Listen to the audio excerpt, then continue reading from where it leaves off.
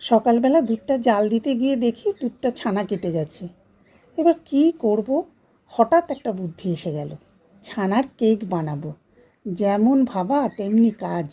ছানাটা একটা ছাঁকনির মধ্যে ঢেলে জল দিয়ে ধুয়ে নিলাম।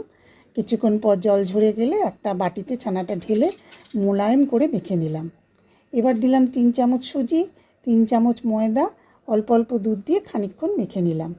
এবার দিলাম 3 চামচ চিনি, 1 চামচ ঘি আর একটুখানি এলাচ থেতো করে। এবারও ভালো করে মিশিয়ে নিলাম। এরপর দিলাম 1 চামচ বেকিং পাউডার আর অল্প বেকিং সোডা। এবার ব্যাটারটা ভালো করে ফেটিয়ে নিয়ে একটা কেক টিনের মধ্যে বাটার পেপার দিয়ে ঘি ব্রাশ করে ঢেলে দিলাম। একটা কড়াই স্ট্যান্ডের ওপর বসিয়ে লো ফ্লেমে 35 মিনিট ঢাকা দিয়ে বেক করলাম। 35 মিনিট পর দেখে নিলাম হয়েছে কি না। বাস রেডি। উফ, কি ভালো খেতে হয়েছে! বাড়িতে অবশ্যই একবার বানাবেন আর আমাকে